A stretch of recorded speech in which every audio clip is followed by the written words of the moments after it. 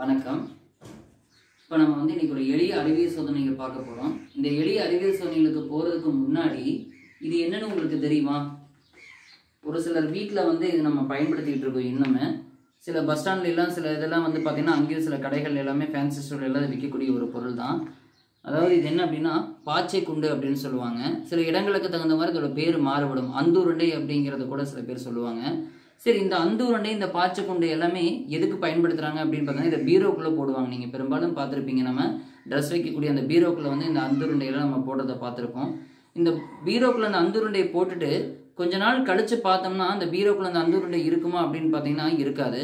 இல்லை கொஞ்சம் அதை விட குறைவான நாட்களில் பார்த்தோம்னா அதோடைய அளவு குறைஞ்சிருக்கும். அதோட சைஸ் பார்த்தீங்கன்னா பெருசாக இருந்த பாச்சை குண்டு சிறுசாக மாதிரி இருக்கும். அல்லது பார்த்தீங்கன்னா கொஞ்ச நாள் கழித்து பார்த்தா இல்லாமல் கூட போகுது.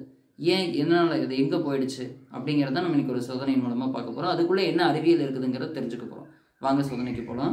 இப்போ நம்ம இந்த சோதனைக்கு நம்ம எடுத்துருக்கக்கூடிய பொருள்கள் என்ன அப்படின்னு பார்க்குறதுக்கு முன்னாடி இந்த சோதனையோட பேர் பதங்கமாதல். இந்த சோதனைக்கு நம்ம எடுத்துருக்கக்கூடிய பொருள்கள் என்ன அப்படின்னு பார்த்தீங்கன்னா ஒரு முக்கோண வடிவை தாங்கி எடுத்து வச்சிருக்கு, ஒரு ஸ்டாண்ட் எடுத்து வச்சிருக்கு, இரும்பாலான ஸ்டாண்டு. அதுக்கடுத்தது ஒரு மரக்கட்டையை நான் மெழுகுவர்த்தியை நிற்க வச்சிருக்கேன். அந்த மெழுகுவர்த்தியை பருத்துறதுக்கு என்ன தேவை அப்படின்னு பார்த்தீங்கன்னா தீப்பெட்டி தேவை. அதுக்கடுத்தது கம்பி வலை தேவை. அதுக்கு அடுத்தது என்ன அப்படின்னு பார்த்தீங்கன்னா இதோட பேர் சீனத்தகளி அப்படின்னு சொல்லுவாங்க. பீங்கானான கப்பு தான் இது, சீனத்தகளின்னு சொல்லுவாங்க அறிவியலில்.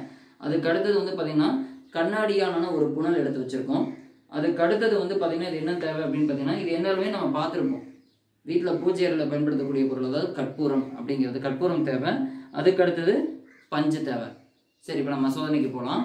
இப்போ நான் ஃபர்ஸ்ட் என்ன பண்ண போகிறேன் அப்படின்னு பார்த்தீங்கன்னா இந்த முக்கோண வடிவ தாங்கி மெழுகுவர்த்திக்கு மேலே வச்சுட்டு அதற்கு மேலே நான் என்ன பண்ண போகிறேன் அப்படின்னு பார்த்தீங்கன்னா ஒரு கம்பி வலையை வச்சுட்டோம்.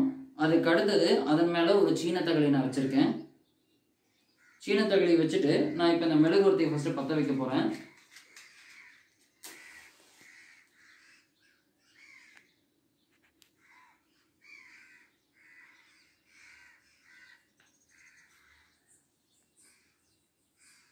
இந்த மெழுகுவர்த்தி எரிஞ்சுக்கிட்டு இருக்கு. அந்த சீன தகலிக்குள்ள நான் என்ன பண்ண போறேன் அப்படின்னு பார்த்தீங்கன்னா இந்த கற்பூரம் போட போறேன். கற்பூரம் என்ன பொருள் அப்படின்னு பார்த்தீங்கன்னா திடப்பொருள் அப்படிங்கிறது உங்களுக்கு தெரியும். இந்த கற்பூரத்தை நான் எடுத்து உடைச்சு தூள் பண்ணி இந்த சீன தகலிக்குள்ள போட போறேன்.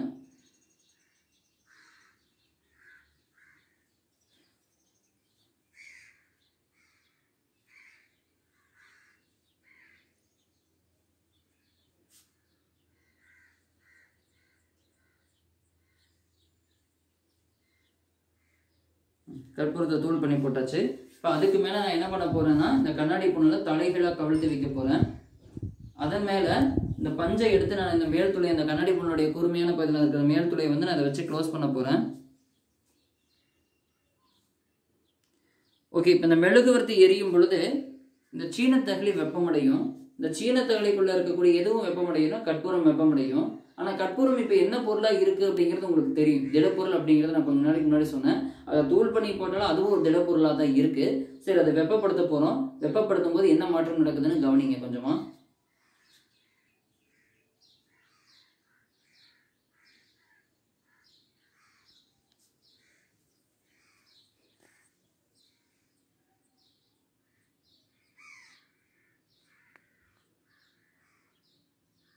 இப்போ சீனத்தகலி வெப்பமடையும், அந்த சீனத்தகலிக்குள்ளே இருக்கிற கற்பூரம் வெப்பமடையும். அப்போ அந்த கற்பூரம் என்ற திடப்பொருள்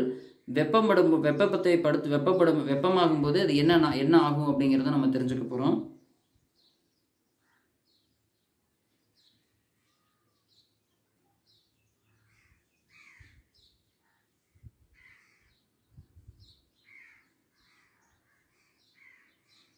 ஏதாவது மாற்றம் தெரியுதா?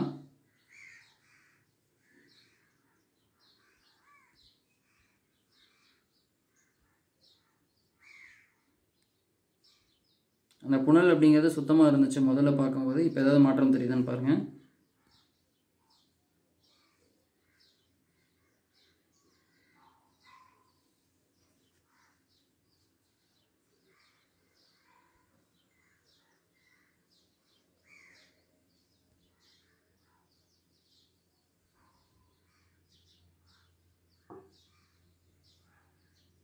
இதுக்குள்ளே பார்த்தீங்கன்னா இந்த புனலுக்குள்ளே பனி மூட்டை மாதிரி உங்களுக்கு தெரியுது. அப்போ உள்ளே இருக்கக்கூடிய கற்பூரம் திடநிலையிலிருந்து நேரடியாக எந்த நிலைக்கு மாறுறதை பார்க்க முடியுது அப்படின்னா வாயு நிலைக்கு மாறுறதை பார்க்க முடியுது. அந்த வாயு பார்த்தீங்கன்னா இந்த புனல் மேல் நோக்கி வர்றதை பார்க்க முடியும். இந்த புனலுக்குள்ளே மேல் நோக்கி வர்றதை பார்க்க முடியுது. ஆனால் மேலே நம்ம பஞ்சை வச்சு அடைச்சிருக்கோம்னா வெளியில் வர முடியாது அந்த வெப்பமான வாயு, கற்பூர வாயு. அதனால் அந்த வாயு புனலுக்குள்ளேயே அலைமோதும் போது இந்த இடத்துல பார்த்து இப்போ நான் எடுக்கிறேன் பாருங்கள், பனிமூட்டமாக இந்த இடத்துல பனிமூட்டமாக இருக்கிற மாதிரி இந்த புனலில் நல்லாவே தெளிவாக தெரிஞ்சிருக்கு. இது ஏன் இந்த பனிமூட்டம் மாதிரி தோணுச்சு முதல்ல பார்க்கும்போது இல்லை, இப்போ ஏன் தோணுச்சு அப்படின்னா அந்த கற்பூரம் வந்து இன்னும் திடநிலையில் தான் இருக்குது. அந்த திடநிலையில் இருக்கக்கூடிய கற்பூரம் வெப்பப்படுத்தும் பொழுது திரவமாக மாறாமல் நேரடியாக எந்த நிலைக்கு மாறி இருக்குது, வாயு நிலைக்கு மாறி இருக்குது. இதைத்தான் நம்ம என்னென்னு சொல்லுவோம்னா பதங்கமாதல் அப்படின்னு சொல்லுவோம். இந்த வாயு மேல் நோக்கி வந்து புனல் மேலே எல்லா பக்கமே படும் பொழுது அந்த வாயுவினுடைய வெப்பநிலை குளிர்ந்து மறுபடியும் அது திண்ம கற்பூரமாகவே இதில் படிஞ்சிருது. அப்படின்னா பதங்கமாதல் அப்படின்னா என்ன, ஒரு சில திடப்பொருள்களை வெப்பப்படுத்தும் பொழுது திரவமாக மாறாமல் நேரடியாக வாயு நிலைக்கு மாறக்கூடிய நிகழ்வை தான் நம்ம என்னன்னு சொல்லுவாங்கன்னா பதங்கமாதல் அப்படின்னு சொல்லுவோம். சரி, இதை நம்ம அன்றாட வாழ்க்கையில் எங்கே பார்க்கலாம் அப்படின்னு போகிற முன்னாடி இப்போ கற்பூரத்தை வந்து பதங்கமாதலுக்கான எடுத்துக்காட்ட சொல்கிறோம். ஏன்னா திடநிலையில் இருக்கிற கற்பூரம் வெப்பப்படுத்தும் போது நேரடி எந்த நிலைக்கு மாறி இருக்குது, வாயு நிலைக்கு மாறி இருக்கிறது நம்ம தெரிஞ்சிருக்கோம். சரி, இதுக்கு முன்னாடி நான் கொஞ்ச நேரத்துக்கு முன்னாடி ஒரு கேள்வி கேட்டேங்க. சோதனைக்கு வர்றதுக்கு முன்னாடி அந்த பாய்ச்ச குண்டு அப்படிங்கிறத பீரோக்குள்ளே போட்டுட்டு கொஞ்ச நாள் கழிச்சு பார்த்தா அது இருக்கிறது கிடையாது. ஏன் அப்படின்னு பார்த்தீங்கன்னா அந்த பாய்ச்ச குண்டு அப்படிங்கிறது ஒரு திடப்பொருள் தான். நாப்தலின்னு ஒரு டைம் சொல்லுவாங்க, அதோட அறிவியல் பெயர். அது ஒரு திடப்பொருள் தான். அந்த திடப்பொருள் வந்து பீரோவை நம்ம க்ளோஸ் பண்ணி வச்சிருக்கும் போது காற்றில் இருக்கக்கூடிய வெப்பத்தை எடுத்துக்கிட்டு திடநிலையிலிருந்து நேரடியாக எந்த நிலைக்கு மாறிடுது, வாயு நிலைக்கு மாறிடுது. அதனால தான் நம்ம கொஞ்ச நாள் கழிச்சு பார்க்கும்போது அது இருக்கிறது கிடையாது. சரி, இதே மாதிரி பதங்கமாதலா வேற எங்கேயே நம்ம எடுத்துக்காட்டா சொல்லலாம் அப்படின்னு பார்த்தீங்கன்னா அயோடின், நம்ம அயோடின் உப்பை சாப்பிடுங்கன்னு சொல்லி கேள்விப்பட்டிருப்பீங்க, பார்த்துருக்கீங்களா? அந்த அயோடினை கூட எடுத்து நம்ம வெப்பப்படுத்தும் போது திடநிலையிலிருந்து நேரடி எந்த நிலைக்கு மாறும், வாயு நிலைக்கு தான் மாறும். அப்போ இதன் மூலமாக என்ன தெரிஞ்சுக்கலாம், பதங்கமாதல் அப்படின்னா ஒரு சில திடப்பொருள்களை வெப்பப்படுத்தும் பொழுது திரவமாக மாறாமல் நேரடியாக வாயு நிலைக்கு மாறக்கூடிய நிகழ்வு தான் பதங்கமாதல்னு சொல்லுவாங்க. நன்றி, வணக்கம்.